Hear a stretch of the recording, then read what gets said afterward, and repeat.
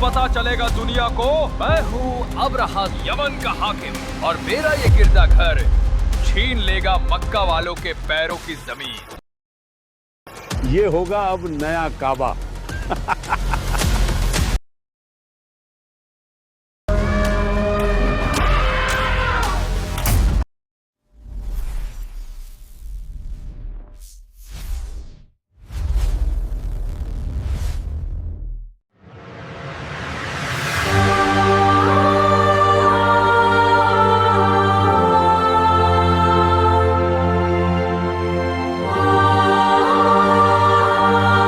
Hello दोस्तों, कैसे हो आप सभी लोग। आज का ट्रेलर ज़रूर आपको पसंद आया होगा। तो हाँ, आज को वीडियो भी बहुत अलग होने वाला है। तो सब्सक्राइब कीजिए ताकि ऐसे ही कमल की वीडियोस को आप देख पाए, और कमेंट भी कीजिए वीडियो आप सभी को कैसा लगा है।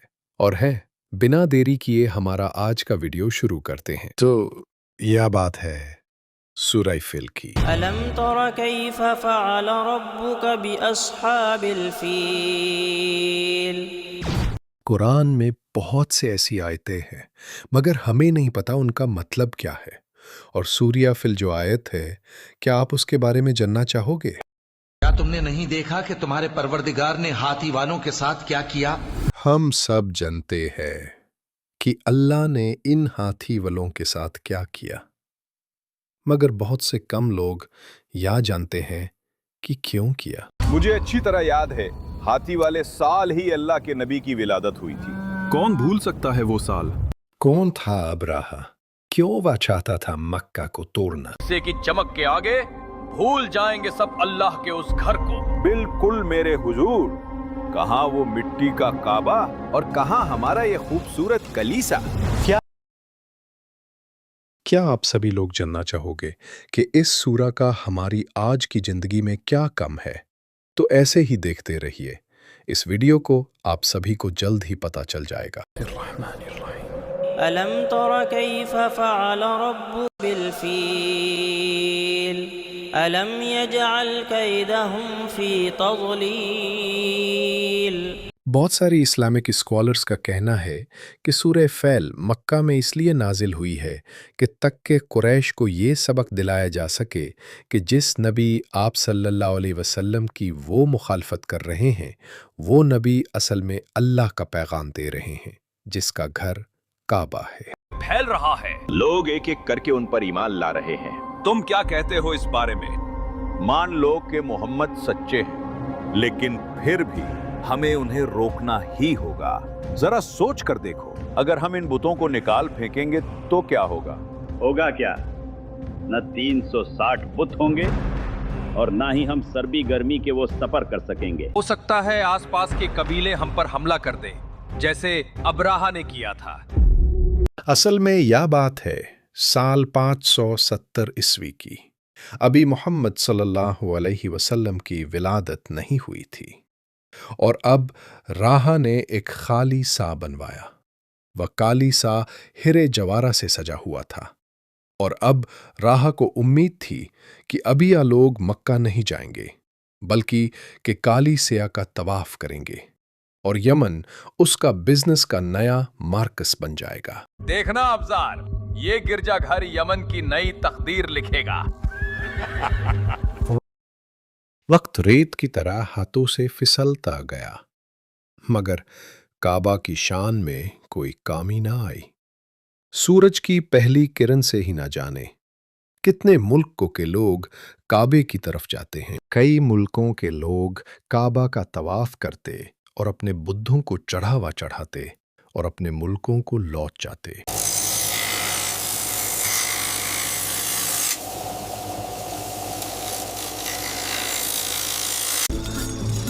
मक्का में हर तरह का हुनर है। सही कहा। आओ कुछ चाकू खरीदें।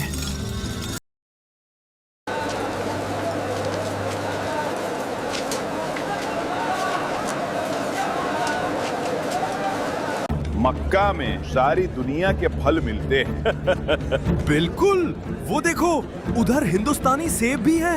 हर दिन के साथ अब्राह का गुस्सा बढ़ता है। गया उसकी हर कोशिश नाकाम होगी। समझ नहीं आता अब्जार, लोग उस मिट्टी के घर की तरफ क्यों जा रहे हैं? मैं खुद हैरान हूँ हुजूर। उसकी कली से की तरफ नजर तो सबकी जाती, मगर दिल तो काबा की तरफ था। कितना खूबसूरत गिरजाघर है। अब चलो, कहीं मक्का पहुंचने में देर ना हो जाए। और इस तरह दिन रातों में बदल गए और रात महीनों में बदल। जी मेरे हुजूर। काबा को मिटाना होगा।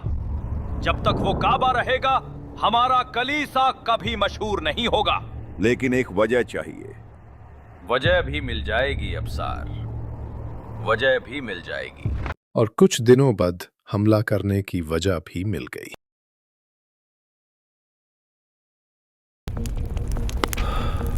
तो ये है वो इमारत।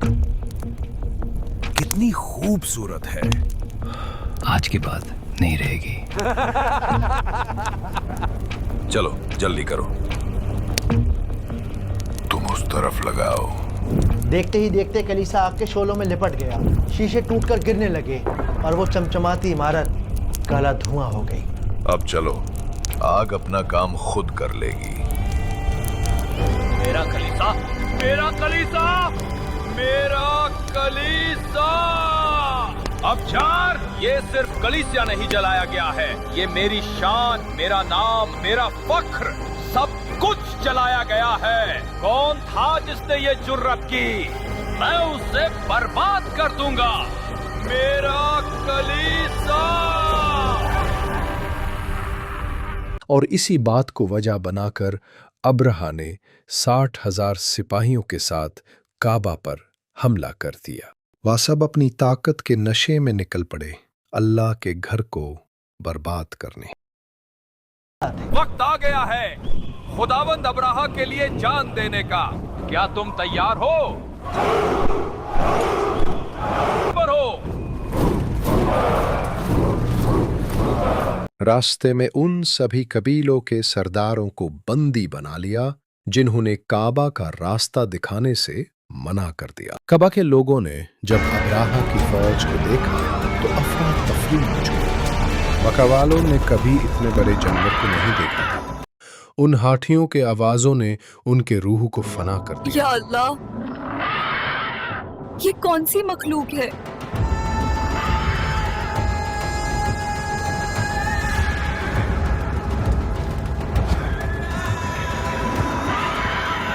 मक्का वालों ने वो सब लोग अपने घरों को छोड़कर पहाड़ों पर चले गए।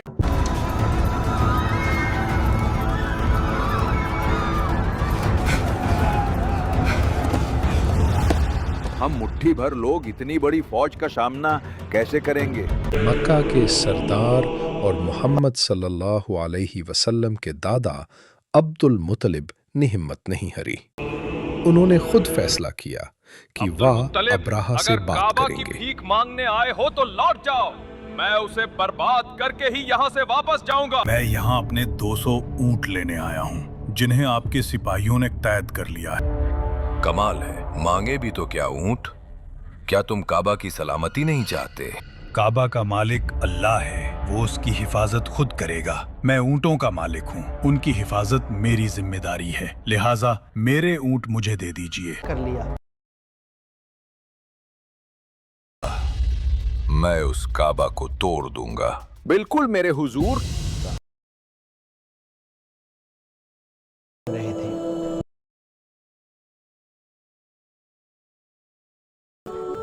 हमारी मदद कर, हमें इस मुसीबत से निकाल दे। खुदाया, इंसान अपने घर की हिफाजत करता है, तू भी अपने घर की हिफाजत फरमा, रहम कर।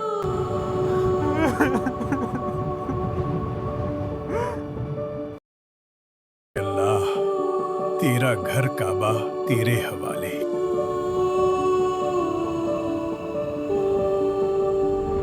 मैंने कहा आगे बढ़ो।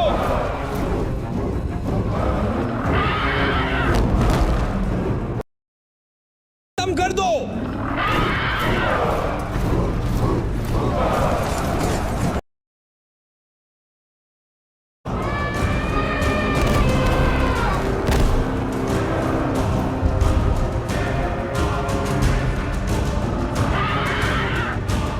मगर सबसे बड़े हाथी महमूद ने आगे बढ़ाने से मना कर दिया और वही बैठ गया। लाख कोशिश हुई, 100 धक्के मारे गए, मगर अपनी जगह से बिल्कुल भी नहीं हिला और उल्टा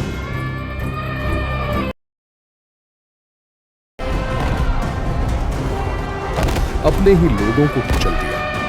जब उन्हें उल्टा दौड़ाया जाता तो दौड़ते, और जब उन्हें कबा की तरफ दौड़े ज्यादा तो वो बैठ जाते और बिल्कुल भी नहीं हिलते।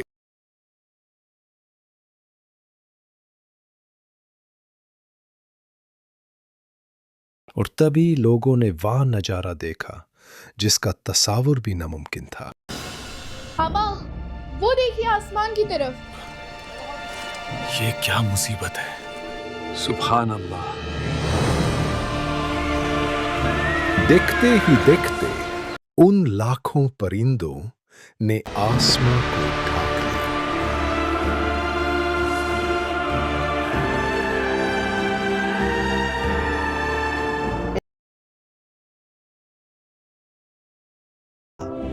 खुदाया, ये सब तेरा ही कमाल है। और सारे परिंदों ने एक ही वक्त पर पत्थर छोड़ दिए। अब्राहम के सैनिकों को ऐसा लगा कि आसमान से आग के गोले बरस रहे हैं। अब्राहम गुस्से से चिल्लाया और सैनिक कौन है डर से कहा, और देखते ही देखते वह सब मिट्टी में मिल गए।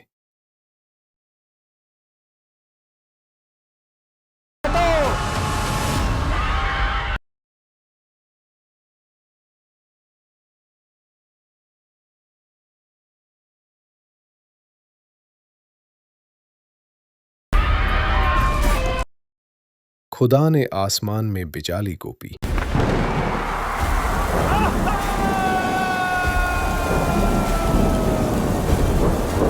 वो सब देखते ही देखते खाए हुए भूसे की तरह हो गए। और इस वाकया के 50 दिन बाद आप नबी मोहम्मद सल्लल्लाहु अलैहि वसल्लम की विलादत हुई।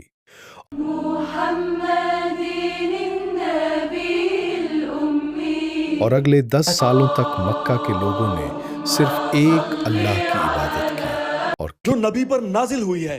बिस्मिल्लाहिर्रहमानिर्रहीम। अलम तरा कैफ फ़अल रब्बुक बिअस्हाबिल फ़ील अलम यजअल कैदहुम फ़ी तज़लील व अरसल अलैहिम तयरन अबाबील तरमीहिम बिहिजारतिम मिन सिज्जील फजअलहुम कअस्फिन मअकूल। तो दोस्तों, यह थी इस सूरा की पूरी कहानी। मुझे उम्मीद है आपको यह वीडियो पसंद आया होगा और मैं आप सभी से माफी चाहूंगा कि मैं इंसानी शरीर के राज बताने वाला था, लेकिन इस वीडियो को एडिट करते वक्त मैं बहुत थक चुका हूं। जरूर इंशाअल्लाह अगली वीडियो में मिलते हैं। उसे वीडियो में जरूर आपको पता चल जाएगा इंसानी शरीर के राज।